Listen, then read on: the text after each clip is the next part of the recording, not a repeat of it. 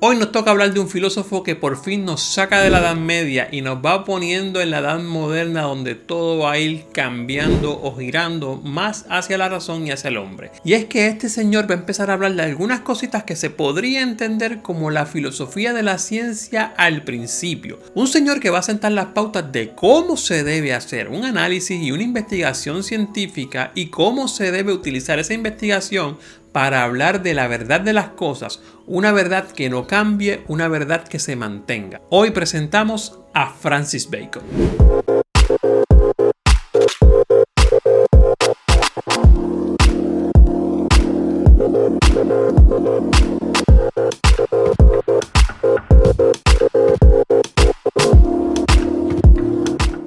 Hola, ¿qué tal? Mi nombre es Alexis León y si eres nuevo en el canal, soy un profesor de humanidades en la isla de Puerto Rico y esta es la famosa lista de Filosofía 101, donde vamos tocando uno a uno los filósofos más importantes del pensamiento occidental para que los conozcas y los estudies un poco y te animes a adentrarte más en ellos. Y como dije en la introducción, hoy vamos a hablar de Francis Bacon, el que podría ser llamado el primer filósofo de la ciencia moderna o quizás el primer filósofo del empirismo inglés. Francis Bacon va a nacer en el 1561, va a morir en el 1626 y este señor va a ser un filósofo y político inglés pero de gran altura.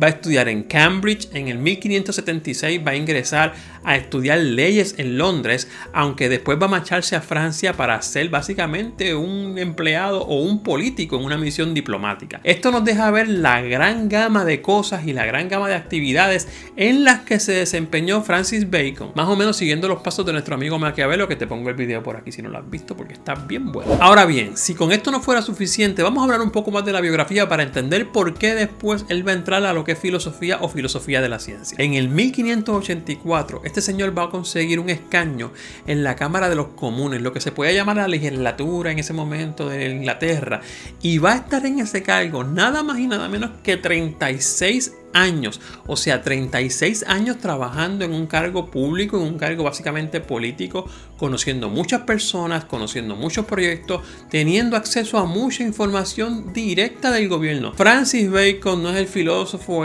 pobre que se cría en un ambiente donde no tiene nada y que lo que le resta es superarse a través de la filosofía. No.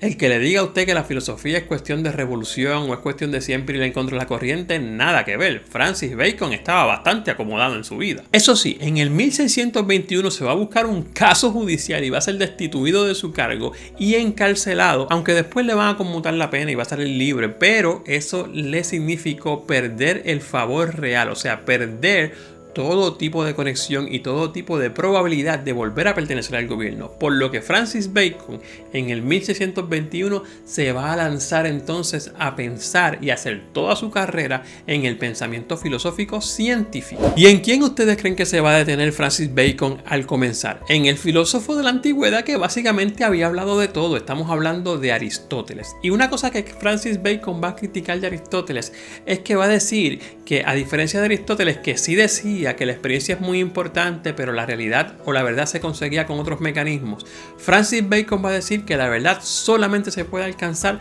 a través de la experiencia, pero utilizando el razonamiento inductivo. El razonamiento inductivo, para explicarlo rápidamente, porque hay videos más adelante en los que lo vamos a explicar más a fondo, lo que plantea es que a través de las particularidades, o sea, de las cosas particulares o las características particulares de un fenómeno, podemos entonces llegar a una conclusión mayor si unimos esas particulares, o sea, de lo particular a lo complejo, o de lo particular a lo completo, y no de lo completo a lo particular, como es otro tipo de conocimiento. Antes de seguir, quiero invitarte a que si te gusta este contenido, te gusta este canal y los videos que vamos subiendo, aproveches y le des like, te suscribas, prendas la campanita cuando te suscribas y comentes. A mí me gusta mucho responder los comentarios porque me escriben de lugares que yo jamás pensé que me iban a escribir. Eso es lo que ayuda a este canal a seguir creciendo y ayuda a que vayamos llegando a más personas que, al igual que tú, les gusta mucho este contenido. Francis Bacon elaboró un tipo de método o un método inductivo que servía o que buscaba proporcionar un instrumento para analizar esa experiencia. Fíjense que Bacon no está descartando la experiencia,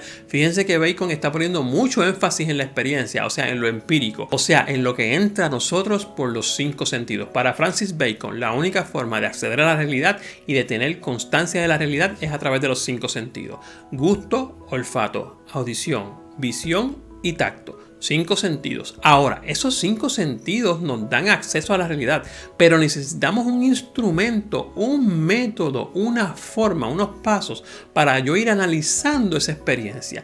Porque a partir de esa recopilación de datos que yo vaya teniendo con ese instrumento, de cada caso particular o cada fenómeno que yo estoy investigando, puedo entonces hacer una inducción, un razonamiento inductivo posterior y entonces utilizar incluso hasta analogías de las características que son iguales en todos los fenómenos para poder llegar a conclusiones o inducciones adicionales. ¿Y qué es lo que buscaba Bacon? Bueno, pues establecer un método que utilizara esos mismos planteamientos particulares para ir gradualmente llegando a proposiciones más generales, a conclusiones más generales, pero sobre todo donde esas particularidades fueran estudiadas por un método riguroso y no solamente por la experiencia y no solamente por lo que yo observaba sin ponerlo o sin someterlo a estudio. Por estos mismos planteamientos es que a Bacon se le considera como el primer representante del empirismo inglés, o sea, el primer representante de esta corriente que postula a la experiencia como la fuente de todo conocimiento y no necesariamente al razonamiento. Y esto va a ser más abarcado mucho más adelante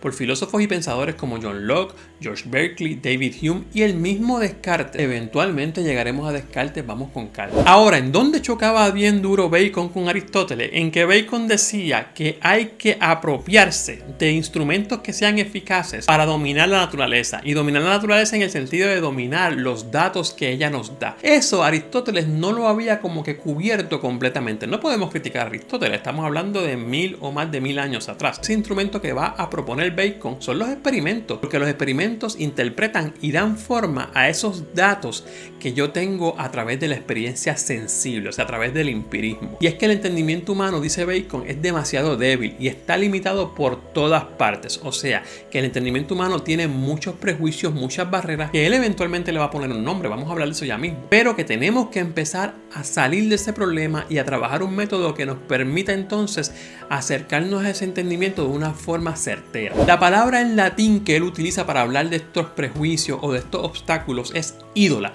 pero se ha trabajado en el español a través del nombre o del vocablo ídolos. Y para Bacon hay 4 ídolos principales que hay que sobreponer, hay que pasar, hay que dominar, hay que destruir para poder entonces comenzar a gestionar o comenzar a entender la verdad y a buscar la verdad de las cosas. El primero de estos ídolos es el ídolo de la tribu. Esos son los prejuicios comunes que hay en la sociedad y en el género humano. O sea, prejuicios que normalmente tiene una sociedad o que tienen esos seres humanos en cuanto a seres como tal, como especie. No se debe confundir con el segundo, los ídolos de la caverna. Ese es el prejuicio que procede de la educación formal y de los hábitos que adquiere cada persona a través de la educación que tiene en su casa y en la escuela. No lo confundan con el ídolo de la tribu, porque eso tiene que ver más con la sociedad. Recuerden que no todo el mundo tenía acceso a la educación, así que llevamos 2. El tercero de estos es el ídolo del foro. Es aquel ídolo que nace por el lenguaje ambiguo, erróneo o impreciso. En otras palabras, el lenguaje no me permite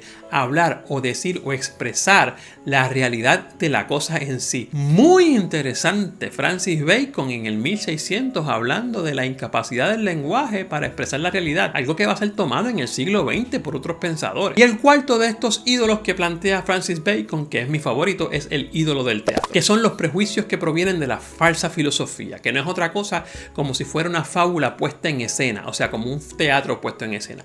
La falsa filosofía es la falsa intención o la falsa propagación de una verdad que realmente no es verdad, que la venden como filosofía, pero es una filosofía falsa porque no está cimentada en procedimientos, en preceptos, en metodologías confiables. Fíjense que la cuestión de las falsas filosofías no es solamente algo del siglo XX con las redes sociales, Instagram, YouTube, Facebook y lo demás. No. Desde toda la historia de la filosofía hay modelos de pensamiento que se han criticado por ser catalogados como falsos. Ahora bien, en la obra de Bacon hay 2 partes. La parte de los prejuicios y los ídolos podríamos decir que constituye la parte destructiva de su tratado o de su obra. Ahora hay una parte constructiva, una parte en la que él ofrece una opción a esos errores, y es en esa parte donde él expresa que esto debe ser trabajado con un método que eventualmente se va a transformar en lo que conocemos como el método científico. La parte fundamental de ese método, la pieza fundamental de ese método es la inducción lógica, porque Bacon dice que para organizar e interpretar los datos de la experiencia hay que hacer tablas, hay que hacer registro, hay que recopilar información de los fenómenos. Y él va a proponer 3 tablas principalmente para anotar esos registros. En la primera es la tabla de la presencia, que lo que busca es anotar los casos en los que el fenómeno que estamos viendo, ese fenómeno que estamos percibiendo de la naturaleza, se da. O sea, se dan los rayos del sol, se da el calor, ese tipo de cosas que sabemos que se da, pues lo anotamos en una tabla. En la segunda tabla señalamos los que no se dan. Los rayos de la luna no producen calor. Eso es algo que no se da. O sea, eso lo anotamos. Eso no va a pasar. Tenemos ya 2 tipos de tabla, 2 tipos de registro, vamos a llamarle así. Y en la tercera tabla se apuntan los casos en los cuales ese fenómeno observado o esa naturaleza observada aparece en distintos grados, ¿ok? Hay grados en que varían, lugar, espacio, tiempo. ¿Cómo varían? A través de esa recopilación de datos, del análisis de estos datos, podemos entonces tirar conclusiones adicionales y llegar entonces a la verdad de las cosas de una forma más certera, de una forma que no falle y de una forma que pueda ser constatable. Y este tipo de conclusión que se basa en esos datos obtenidos tiene que haberse hecho después de haber trabajado esos datos. Si vamos viendo, más que tener algo en contra de Aristóteles y el razonamiento, Bacon lo que quería era proponer una filosofía o una forma de hacer filosofía y de hacer ciencia que se pudiera constatar y que se pudiera repetir, que no cambiara con el tiempo. La historia de la humanidad nos ha hecho ver que hay verdades que cambian con el tiempo porque no están sustentadas en cosas muy fuertes. Después de Bacon van a abrir unos pensadores muy grandes que seguramente tú has escuchado: John Locke, Thomas Hobbes, el mismo Descartes y eventualmente los pensadores del siglo XIX y siglo XX. Pero muchos de ellos tienen sus raíces aquí, en este señor que en el 1600 se atrevió a hacer un tipo diferente de filosofía y se atrevió a proponer sobre la mesa un método eficaz para buscar la verdad de las cosas utilizando la ciencia, que en ese momento era el boom del mundo. Te invito a que me sigas por el Instagram, estoy como profesor_león o profesor_león. Allí subo muchos videos, reels, IGTV, hablo con personas en vivo, bueno, un material que quizás no veas aquí en YouTube. Y aquí en YouTube seguimos subiendo videos todas las semanas de material que yo sé que te gusta mucho a ti y le gusta mucho a la gente que le fascinan las humanidades, porque las humanidades no tienen por qué ser aburridas. Hasta la próxima, nos vemos.